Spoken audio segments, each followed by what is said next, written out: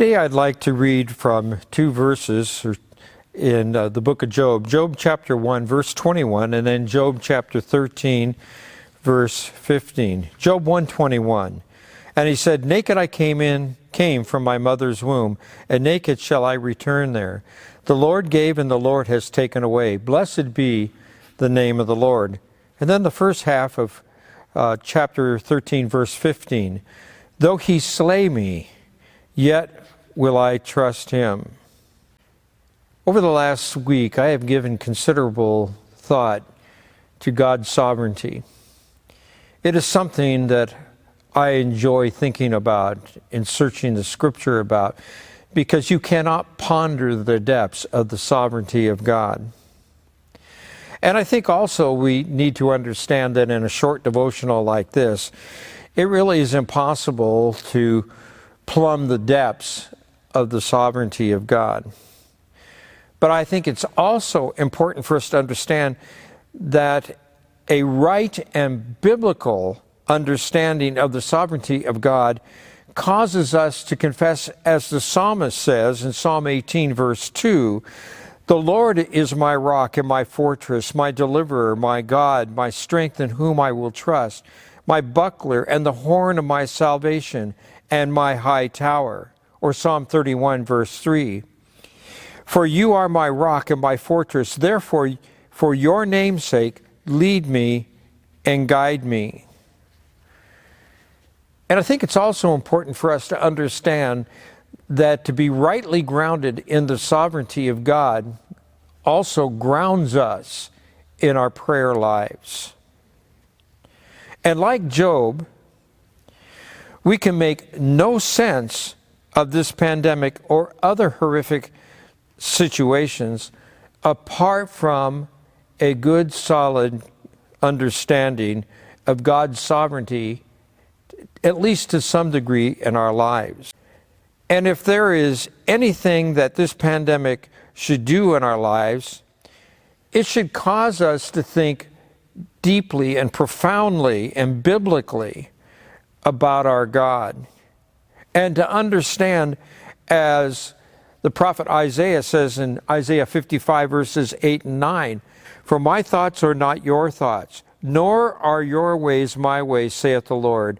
For as the heaven is higher than the earth, so are my ways higher than your ways, and my thoughts than your thoughts."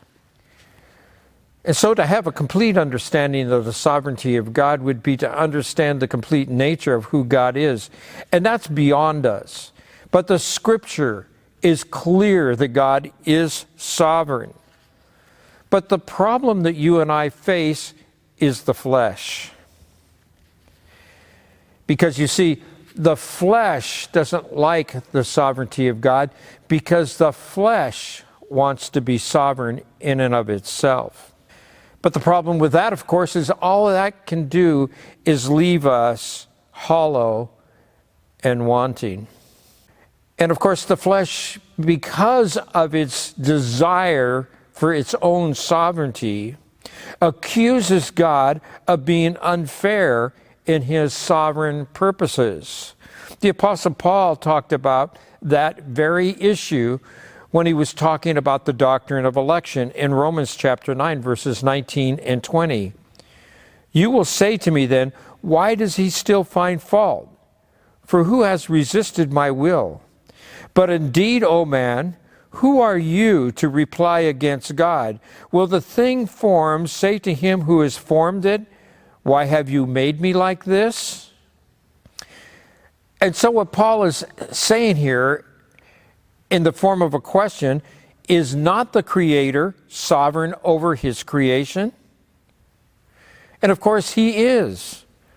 Verse 21 goes on to say, "Does not the potter have power over the clay? For the same lump to make one vessel for honor and another for dishonor?" And the answer to that is rhetorical. Of course he does. Or as we read in Romans chapter 9, verses 15 through 18, "For he says to Moses, I have mercy on whom I will have mercy, and I will have compassion on whom I will have compassion.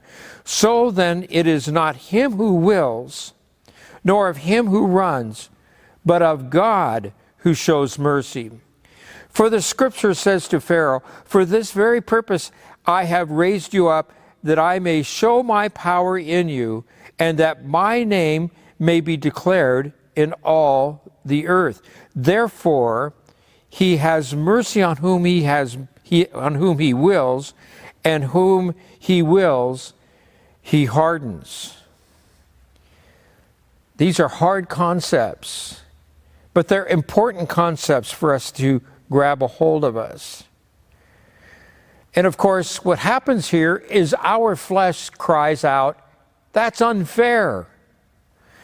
Surely Job had such a cause to claim with God, that it was unfair. And why didn't he? Well, we read why he didn't in Job chapter 19 and verses 25 through 28. For I know that my Redeemer lives, and he shall stand at last on the earth. And after my skin is destroyed, this I know, that in my flesh I shall see God, whom I shall see for myself, and my eyes shall behold, and not another. How my heart yearns within me. If you should say, how shall we persecute him, since the root of the matter is found in me? Or the Apostle Paul puts it this way to Timothy in 2 Timothy chapter 1, verse 12. For this reason I also suffer these things. Nevertheless, I am not ashamed, for I know whom I have believed, and am persuaded that he is able to keep that which I have committed to him until that day. A trust in the sovereignty of God is grounded in a trust in the character of God. And when we deny God's sovereignty, we are accusing God of being unfair, and we are not trusting in the very character of God.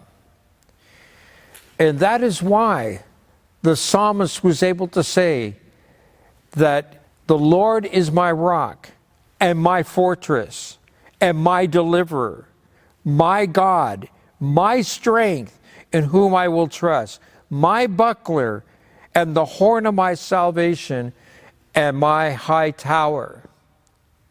You see, the psalmist put his trust in God because he knew that God was sovereign, and in his sovereign character of goodness and holiness and righteousness, everything was in God's control and would work out for his good.